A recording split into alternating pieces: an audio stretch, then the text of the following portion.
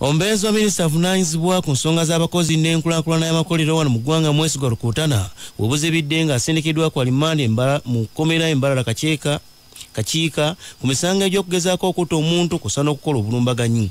Minisita Rukutana era nga mubaka mu Paalamenti ow'essaza ly'e Bushenyi kigambibwa nti yakwata ku mmanduso y'omugemera wala n'akuba Lwebulingi Daniel Lisasi kusa n'okutuusa obuvune ku mubiri gwa Justus Niwamanya ng'ennaku z'omwezi 5 Septemba omwaka guno. Bino byonna byali mu muluka gw'Ekagogo mu disitulikiti y'Entungamo era gyennyini gyava. Kigambibwa nti Rukutana ono okutuuka okuva mu mbeera efaanaganako bweti n'obusungu okubanga mumuli kujoba byava oluvannyuma lw'okuwangulwa kw'omukyala Naume Kabasharira mu kamyufu k'ekibiina ky'ennaale mu constituency yennyini ate nga ono gwe yali avuganya naye. Minisita Rukutana kigambibwa nti yayonoona n'emmotoka eya Moses Muwomoza kw'osaana okutiisatiisa okutuusa obuvune ku bantu abalala baali bamuliraanye naddala mu kitundu ekyo.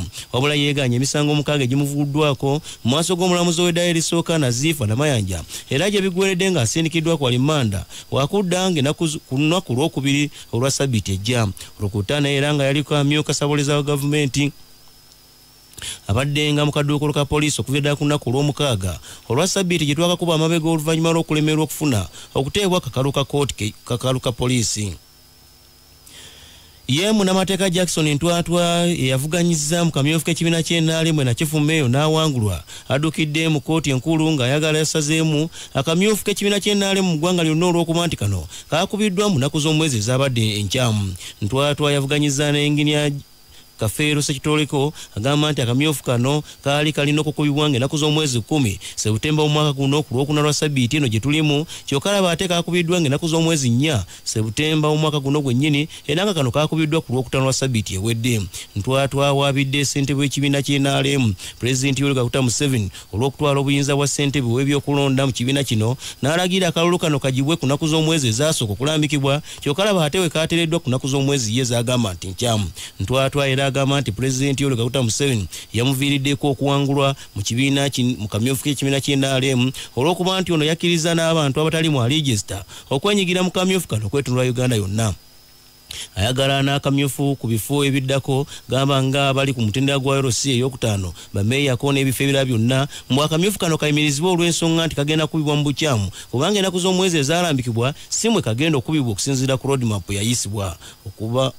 Okuwaaba kwe kuno akuwadde eri omulamuzi wa kkooti enkulu Michael Erubu era mu nsonga bw'ati bw'annyonnyodde nti n'atali mu register alonde kyadde kimenya amateeka. Constitution ya NRM ssemateeka wa NRM agamba bamemba bokka abali registered be balina okulonda. Nsaba kkooti esalewo nti okulonda okwabaddewo ng'ennaku z'omwezi 4 kwabadde kumenya amateeka era njagala kkooti eyimirize n'okulonda kuno okubadde kuddako okwaba ssentebe ba LC5 aba LC3 ba road mayor kone kuyimirize kubanga tekuli mu road map era tekuli mu mateeka.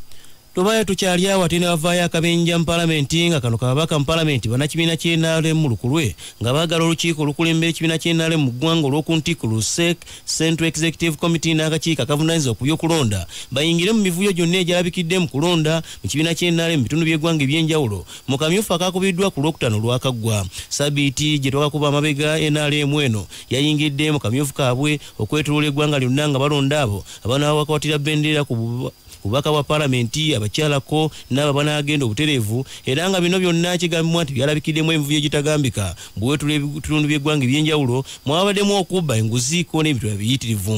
Omubaka mu Paalamenti akiikira Bwagozi County Muheirwe Daniel Mpamizo asinzirawo n'agamba nti akakiiko ak'ebyokulonda kennyini mu kibiina ky'NRM ensonga eno kasaana kagiyingiremu olw'ensonga nti vulugu yabadde muyitirivu. Saba SEC ne NRM Electoral Commission batuule mangu basalire amagezi ekibiina petition zonna bazitunulemu kubanga kyemanyi waggulu w'omunene wabaayo omunene n'olwekyo batuyambe basootinga ensonga y'ekikuube naddala akalulu akange kubanga nawangudde oli gwe balanze alina obululu 1,200 nina 1,700 kati bawalangirira batya omunafu ng'atenze omunene weeri omunene kiba kitegeeza eyawangudde obungi kiba kitegeeza yasinga mobilization for the party. Ate jukira bwe tuba tunoonya flag bearer tuba tunoonya ani asobola okutuusa ekibiina ku buwanguzi n'olwekyo bw'oleeta alina obutini kiba kitegeeza mu ekyo ekitundu obuwanguzi obunene obungi obuwagizi obungi obuwaddeyo obutunze. Ye ombaka mpalamenti akiikirira Mityana y'omumambuka Henry Makumbi naye kwe kusinziraawo n'agamba nti akakiiko akavunaanyizibwa ku by'okulonda mu kibiina ky'NRM kasaana kayingire mu nsonga eno mu bwangu ddala nga tebanaba kutegeka ku kalulu konna akabindabinda akanaatera okuddako. Ekyamazima toyinza kuta abantu balonde bulonzi ngawo gy'obeera tewali register. Kati buli eyayagadde yabadde ayingirawo n'alonda era mayine bannaffe bagenda okulondebwa mu maaso bagenda kusanga ekizibu kyekimu. Tulina bannaffe be tuvuganya nabo bayingira mu register ne bataataaganya ne balonde ne baagala bayisewo omunafu gwe banaakuba ku luutu esembayo. Kale awo tulinawo obuzibu. Mbadde nsaba president chairman waffe w'ekibiina taata sebo tunula mu nsonga eyo ekibiina kigenda kutankuuka olw'embeera eyo yazzeewo okubeera nti abantu balonze kumpi nga register teweereddwa kitiibwa. Abantu ne batuuka awantu nga tomayina muwendo gulonda tomayina gw'onootoolako bameka abalonze ku abo be tulina mu register ng'ekyo tekikyaliwo wabula ogatta bugasi oli n'ateekako figa gy'ayagala. Abantu baffe bangi bafunye ebizibu ebyo kale ne batasobola kuyitamu. Era nze ndowooza era ssebo mukama waffe ne SEC mutuule mubeeko kye mulaba ku nsonga eno n'akakiiko k'ebyokulonda oba olwo kye muyinza okulongoosa ku bululu obunaddako obutannaba kulondebwa. Naye tujja kusanga ekizibu kyekimu bannaffe bavulungwe mu ttaka ng'ate tebandivulunguddwa batyo. Poliisi egamba nti abantu banaabwe bakkiridde ekalannamo wakati mu mivuyo gyonna egyalabikidde mu kulonda akamyufu ak'ekibiina ky'NRM Sabiri gye twakakuba amabega era nga bagamba nti obuvuyo obw'amaanyi bwabadde 27 okwetula Uganda yonna poliisi muno bwe yasobodde okufuna. Sinziira kwa lipoota efulumiziddwa poliisi egamba nti obuvuyo obw'amaanyi ennyo bwabadde 27 okwetula disitulikiti ez'enjawulo mu ggwanga muno mwabadde mu disitulikiti y'Entungamo, Isingilo, Tororo, Chitugum, Mbale, Katakwiko ne district Kasanda. Fred Nango omwogezi wa poliisi ya Uganda asinzidde ku Uganda Media Center n'alyoka ayogera bino. Naye nga twagala okutegeeza eggwanga nti twafunye emisango egiwerera ddala 27 egyabadde egy'amaanyi okunoonyereza ko kwatandise dda ku nneeyisa ey'abalonzi n'abategese okulonda okulaba abo abasobola okuvunaanibwa. Obuvuyo bw'amaanyi bwasobodde okubeerawo mu district ey'Entungamu, district y'e Katakwi awamu ne Tororo. Kati ng'e Tororo waliwo registrar oyo oludda olumu lwasobodde okumulumba ne bamukuba emiggo egyamuviiriddeko okufa. Mu district y'e Katakwi naye waabaddeyo okufa olw'ebikolwa eby'effujjo n'okulwanagana. Bannakibiina kya Forum for Democratic Change bagamba nti n'okutuusa olunaku olwaleero akakiiko akavunaanyizibwa ku byokulonda wano mu ggwanga tekanaba kusumulula nsimbi ezirina okuweebwa ebibiina by'obufuzi ebikiikirirwa mu palamenti mu nteekateeka yonna bisobole okuddukanya emirimu gyabyo. Ssemateeka y'eggwanga etteeka erikwata ku bibiina by'obufuzi mu ggwanga lirambika bulungi nnyo nti birina okuweebwanga ensimbi era ng'ensimbi zino zibiyambako mu nsonga ez'enjawulo gamba ng'ez'okuddukanya byonna emirimu gyonna egirina okutambula mu bibiina bino n'otuukira olunaku olwaliwo ng'akakiiko kano ak'ebyokulonda ensimbi zino tebanaba kuzisindika. Bw'abadde ng'ayogerako eri abamawulire ku kitebe ekikulu eky'ekibiina kya FDC ekisangibwa Najjanankumbi ku luguudo lw'Entebbe, Ssemujju Ibrahim Ngano omwogezi w'ekibiina kino yasinzidde n'alyoka ayogera bino. Twagala ekitongole kya Electoral Commission batubuulire Parliament sente ze yayisa ezokola emirimu gy'ebibiina ebibiina ababaka mu Parliament zaalagawa. Omwaka gw'ebyensimbi 12, 19, 12 gwaweddeko mu gw'omukaaga.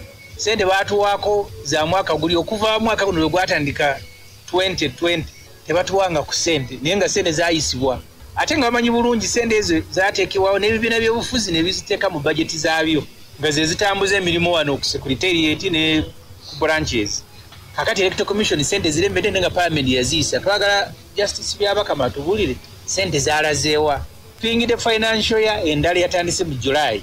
First quarter oba ekitundu ekisooka kiweddeko eza first quarter tebazituwadde ate bamanyi tuli mu byakulonda. Tuwulira nti Mwami Museveni yabalagidde nti mubawa sente babeere nga tebalinayo sente n'emu babeere nga tetubakkiriza kutambula olwo tulyoke tubawangule twerangirire nti kyetukoze akalulu k'omwaka guno tekibangawo. Ssemujju Ibrahim Nganda asinzidde maaso ga bannamawulire wennyini ku kitebe ekikulu eky'ekibiina kya FDC ekisangibwa Najjanankumbi n'agamba nti bano baawaliziddwa okwongerayo naddala kampeyini ez'abantu abeesimbiyewo okunoonya ani anaakwatira ekibiina kino ekya FDC bendera okubwa pulezidenti mu mwaka gwa 2021.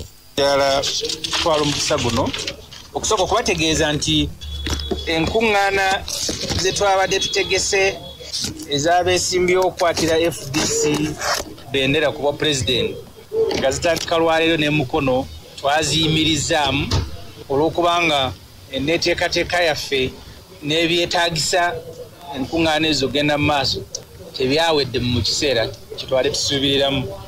Tusuubira nti bwe tunaamalirako wiiki eno ojja kuba tumaze okuddamu okwetegeka obulungi era abakandideeti abo mujja balabako nga bagenze mu miitingi ezo bonna wamu. Naye kino tekitegeeza nti ate kampeyini gye babadde bakola abakubira kubanga FDC n'abadelegates nga 100 omuntu asobola n'obakubira amasimu asobola okubakyalirako. So kampeyini ze bakola kinoomu ezo zikyagenda mu maaso era abamu badde mubalaba nga batambula.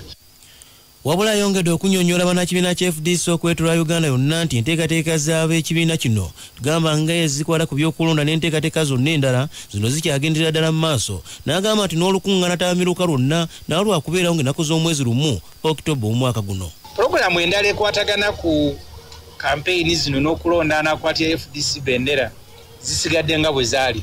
Omwezi ogujja nga gutandika tujja okuba ne delegates conference mu format gye nababuulira. Buli bamu bajja kusigala gye bali basobole okulondako ku bakandideeti ababiri anaani akwata bendera ya FDC. Tusubirayo ne debate wano ey'abakandideeti ababiri kasita banaabeera nga bamaliriza kampeyini.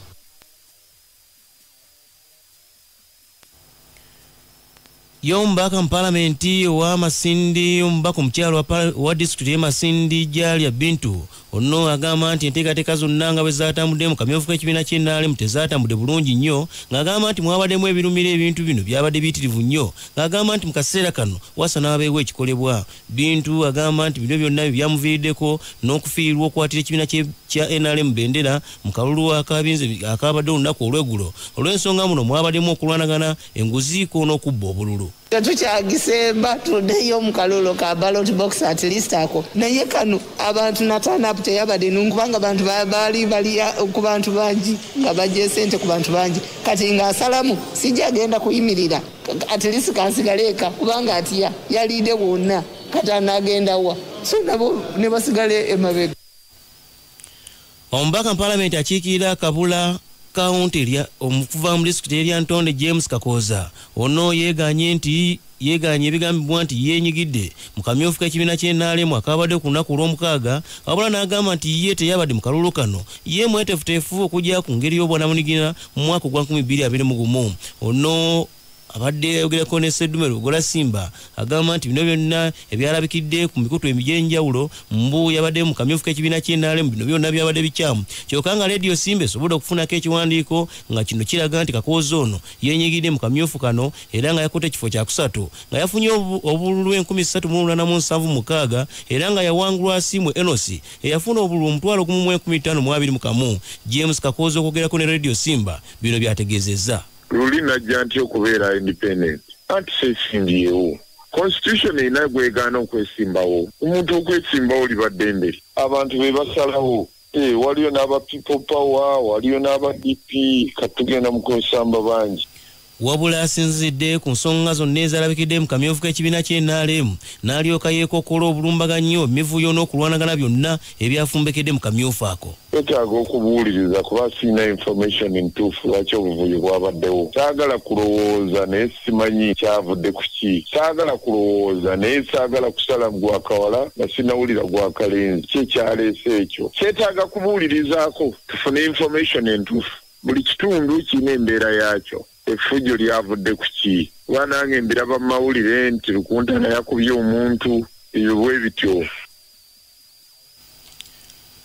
Kooti yajulirwamu eragidde bannakibiina kya UPS okulonda pulezidenti w'ekibiina kino omujja. Abalamuzi basatu okuli omulamuzi Elizabeth Musoke, Christopher Madrama, Irene Mulyagonja bebasazeewo kino nga bagamba nti obukulembeze bwa Jimmy Akena buno bwalondebwa mu bukyamu mu mwaka gwa 2015. Bino okutuuka okugira Akena byava ku musango ogwawaabwa omugenzi Dr. Joseph Bosa eyali vice president w'ekibiina kino wansi w'obukulembeze bwa Oral Otuno nga bawakanya okulondebwa okwa Akena kuno kubanga nti yalondebwa mu mwaka gwa 2015 kyokka n'okulondebwa kwe kwalimu ebirumire ebiyitirivu okubeera president w'ekibiina kya UPC. Omugenzi Bosa yagabanako ensonga eno eri Professor Edward Kakonge mu lukuŋŋaana olwatabamiruka era naye n'alaga nti n'alaga nti Jim Akenono yalondebwa mu bukyamu okubeera pulezidenti w'ekibiina kya UPC. Yo kkooti enkulu omulamuzi Yasin Nyanzi yakkiriziganya n'omugenzi Bosa nti obukulembeze bwa Akena buno buliwo mu bukyamu era nga talina na buyinza kuddukanya nsonga zonna ezeekuusa ku by'ensimbi okuva mu kibiina kya UPC nga walina okuteekateeka baddemu balonde omukulembeze w'ekibiina kino omujja. Wabula Akena teyakkiriziganya n'ebyava mu kkooti enkulu ew'omulamuzi Nyanzi kwe kusalawo kugenda mu kkooti ejulirwamu era olunaku olwaliwo ne kkooti nayo n'eziryoka esalawo. Wabula Akena mu mwaka ogwa 2016 kinajjukira nti yasigala mu ntebe eno oluvannyuma lweyaliko amyuka ssabalamuzi w'eggwanga Stephen Kavuma okumukkiriza nti agira akyatudde mu ntebe eno okutuusa ng'ensonga zonna ezikyalimu obumulumulu zimalibwawo era n'okutuusa olunaku lwali abadde akyagirimu.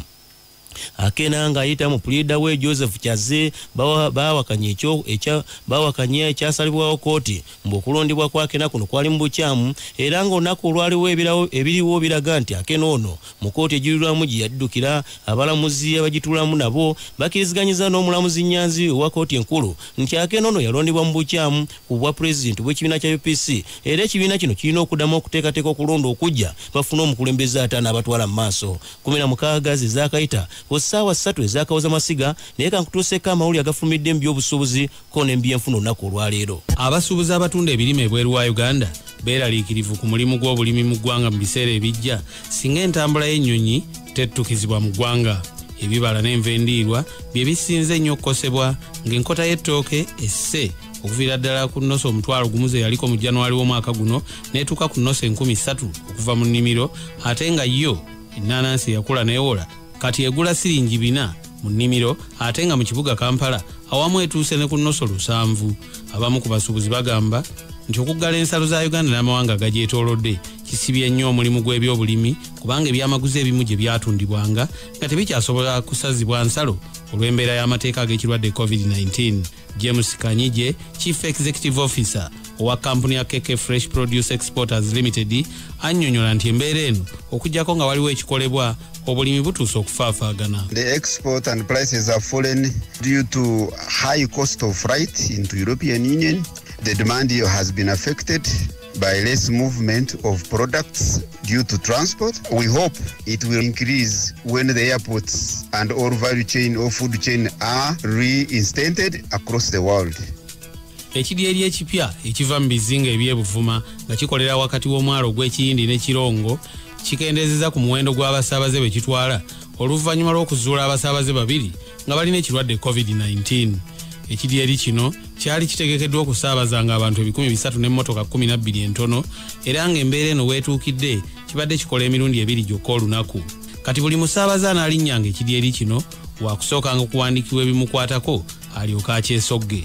Juma Kigongo, omusigire wa RDC ow'ebizinga eby'ebuvuma, agamba nti bakyalondola byonna ebikwata ku bantu 2 abaazuuliddwa n'ekirwadde kino. Olabira ddala nga obulwadde bweyongera kubanga tukeberera ku feri, abantu abo twabazuulidde ku feri nga bayingira ebuvuma naye nga bannabuvuma sigamba nti ba mu disitulikiti ndala. Kitegeeza nti obulwadde mu buvuma mwebuli n'abalala bakyatwekweseeko kontakiti baziggyeko olwabakubiddeko nga tubeetaaga ne tugendezaako ku tracinga abantu baabwe kulaba nga tubafuna mu disitulikiti yaffe y'ebuvuma. Etihad Airways, kampuni y'ennyonyi y'omu Abu Dhabi mu United Arab Emirates, erangiridde nga bw'etandiseewo yinsuwa y'obujjanjabi n'okusasulirwa kalantiini eri abasaabaze abayinza okukwatibwa ekirwadde COVID-19 bwe balinnyeemu ku nnyonyi za kampuni eno. Ssente ez'obujjanjabi zaakuba $17 za Amerika 17,770 ng'eza kalantiini ziri euro 10 buli lunaku okumalira ddala ennaku 14. Kampuni ya Etihad Airways zinagenda zisasuliranga buli musaabaze akwatiddwa ekirwadde COVID-19 mu nnaku 31 ez'okutambulako okusoose mu nnyonyi eno. Duncan Bureau, omumyuka wa pulezidenti wa Etihad Airways, agamba nti kino kyakwongera okussa obwesige mu basaabaze abalinnya ennyonyi zino ate n'okwongera okuzijjumbira. Enkola eno ebadde yagobererwa dda kampuni ya Emirates Air nayo ey'omu United Arab Emirates nga yo yagitandika mu Julayi w'omwaka guno. Mu Bank of Uganda leero siringi ya Uganda eyimiridde bweti ku nsimbi engwira Dola ya Amerika eguze siringi 13,589 sente 48 netundibwa siringi 13,726 sente 4. Pound ya Bungereza eguze siringi 14,753 sente 7 netundibwa siringi 14,962 sente 7. Euro ya Bulaya eguze siringi 14,183 sente 6 netundibwa siringi 14,435 sente 9. Siringi ya Kenya eguze siringi 31 sente 11 netundibwa siringi 35 sente 48.